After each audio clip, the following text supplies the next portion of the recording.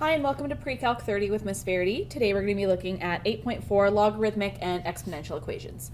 So when solving a logarithmic equation algebraically, start by applying the laws of logarithms to express one side or both sides of the equation as a single logarithm. Some useful properties are listed below, so where C, L, and R all have to be greater than 0. The key thing is in our logarithms, we can't have that R value be a negative. If it's a negative or equal to 0, it doesn't exist. It won't work. So if there's a log on both sides, use the property. If log CL is equal to log CR, then L is equal to R. If there's a logarithm on only one side of the equation, you're going to convert that equation to an exponential equation and solve. And you can solve exponential and logarithmic equations by graphing, and you can solve exponential equations algebraically by taking the logarithm of both sides. So example 1, solve. The key thing we have to look for is, notice we have like bases. Because we have like bases and we have two logs equal to one another, we can use that first property. So we've got 5x plus 1 is equal to x plus 17. If we subtract x from both sides, we're going to end up with 4x, and if we subtract 1 from both sides, we equal 16. And divide by 4, this means x is equal to 4. There's our answer. We have two logs on either side. We're going to change this so that we have this as a power. So log base 2 x cubed is equal to log base 2 27. So because we've got the same basis, we can drop our logs, and we have x cubed is equal to 27. When we take the cube root, we are left with x is equal to 3.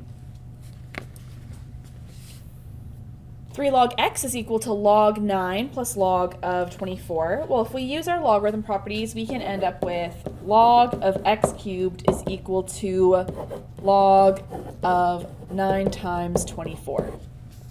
Well, that is x cubed is equal to 216. And if we take the cube root of both sides, we end up with x is equal to 6. And then the last example here, well, when we subtract our logarithms, we are really dividing them.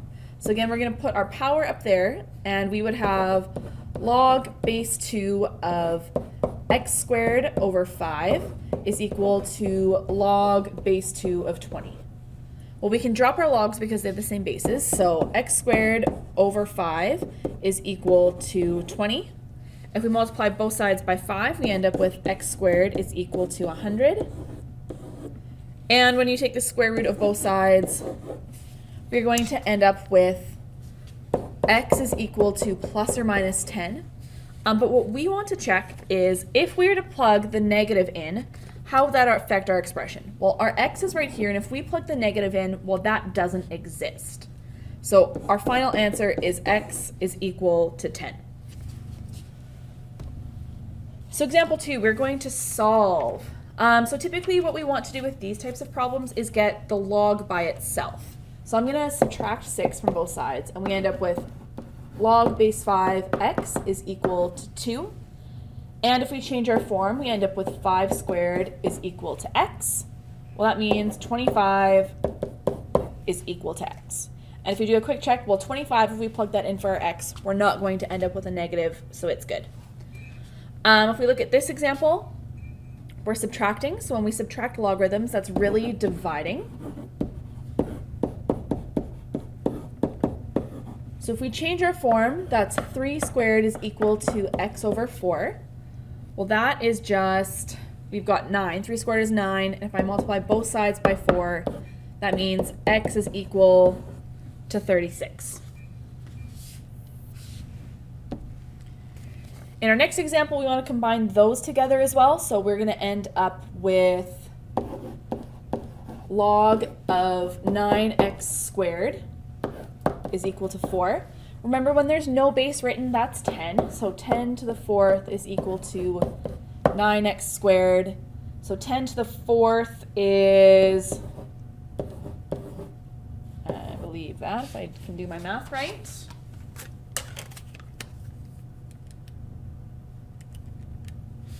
And that's equal to 9x squared. If I divide both sides by 9, I've got 10,000 divided by 9 is equal to x squared. And if we take the square root,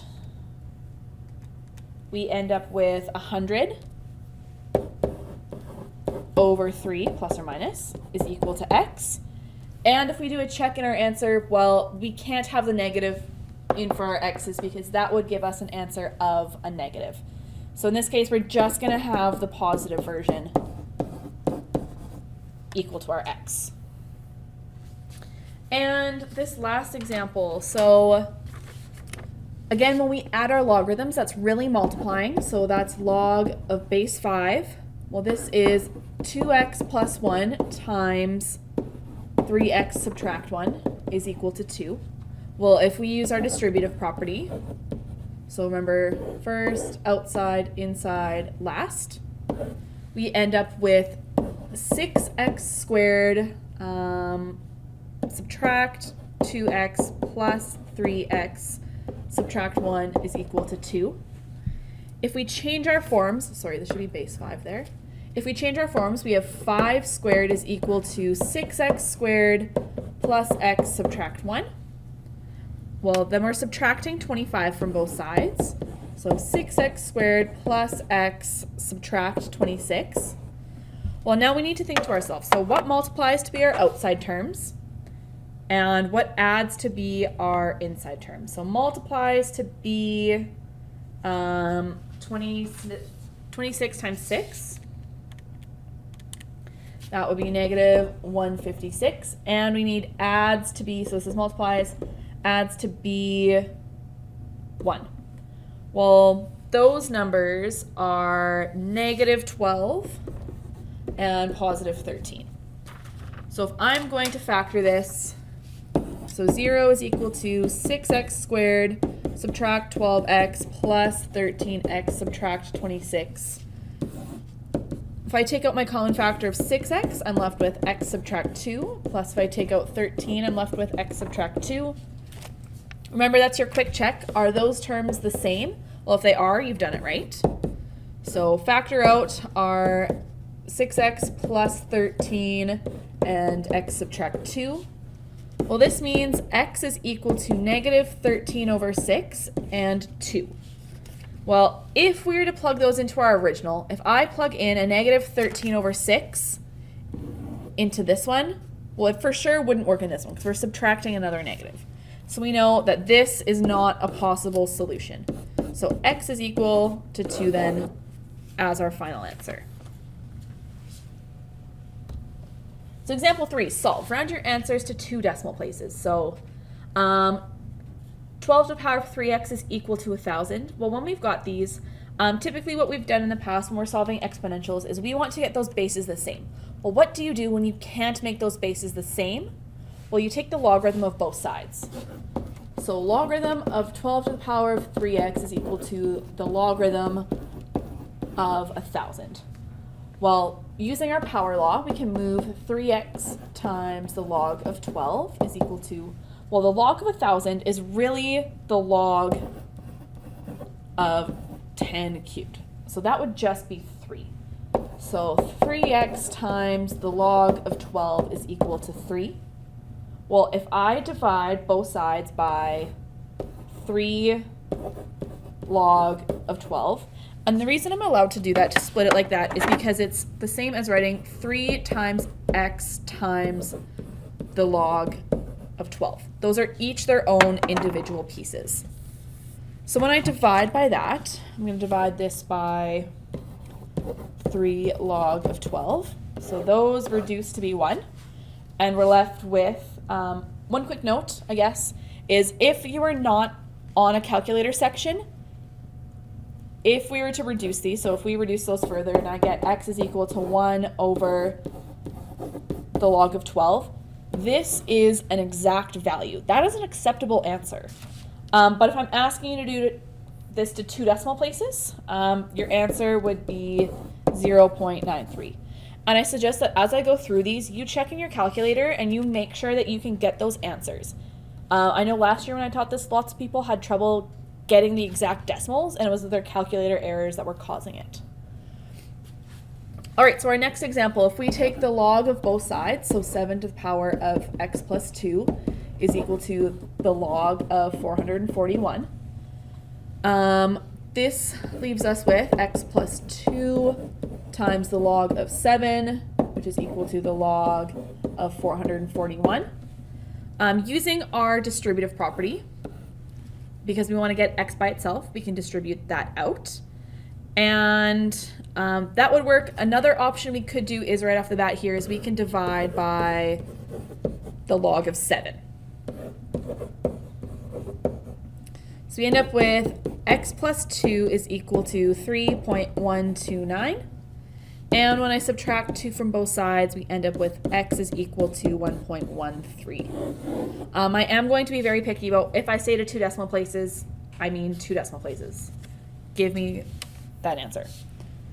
So if we look at C, if we were to take the log of both sides, so the log of 2 to the power of 3 subtract x is equal to the log of 100. Well, the log of 100 is just 2. So we've got our 3 subtract x times the log of 2 is equal to 2. If we divide by our log of 2, because remember the log of 2 is just a number, we end up with 6.64. And if we add our x to the other side and subtract our 6.64, we end up with negative 3.64 is equal to x. In this case, our negatives are okay because we started with an exponential function. Exponentials can have negative x's. I'm going to do these next couple, so E, G, and H.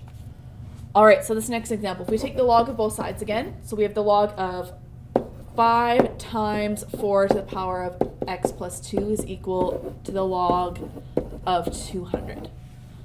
Well, using our logarithm rules, we know that with multiplication, that's really just addition of our logs. So the log of 5 plus, using our power rule, times the log of 4 is equal to the log of 200.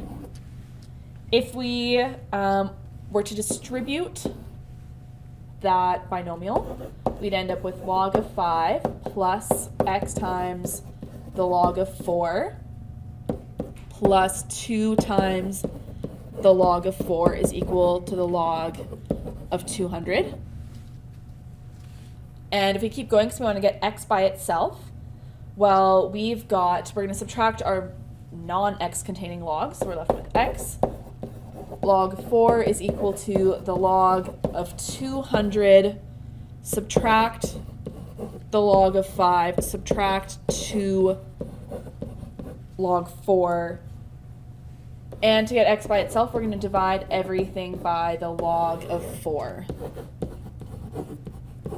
And punching that into our calculator, we get x is equal to 0.66. Again, make sure you can put that in your calculator and you can use your calculator effectively. So example G, again, we're going to take the logarithm of both sides. And just to start working on being efficient, I'm going to skip my power step.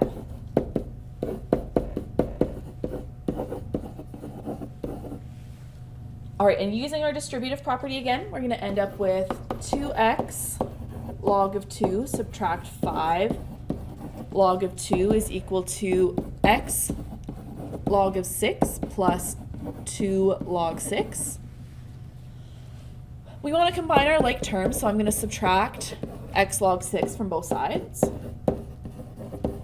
And I'm going to add my 5 log 2 to both sides. So we end up with 2x log 2 subtract x log 6 is equal to 2 log 6 plus 5 log 2. Well, on our left-hand side, we can factor out a common factor of x. And we are left with 2 log 2 subtract log of 6 is equal to 2 log 6 plus 5 log 2. And in order to get x by itself, we can divide each side by 2 log 2 subtract log of 6. and divide by 2 log 2 subtract log of 6. So those terms reduce to 1. And when we punch that in our calculator, we get x is equal to negative 17.39. And for one last example of this type, so again, using our logarithm rules, we would be multiplying. Well, multiplication equates to addition. So log of 2 plus x plus 2 times the log of 6 is equal to 2x subtract 3 times the log of 3. Again, using our distributive property, so the log of 2 plus x log 6 plus 2 log 6 is equal to 2x log 3 subtract 3 log 3. All our x's want to be on one side. I'm going to move my x log 6 to the other side.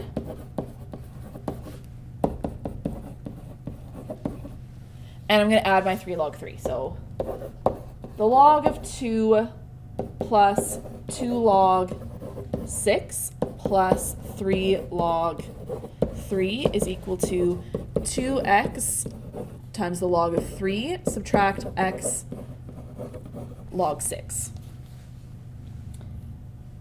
So log 2 plus 2 log 6 plus 3 log 3 is equal to, if we factor out our common factor of x, we are left with 2 log 3 subtract the log of 6. And if we divide both sides by 2 log 3 subtract the log of 6,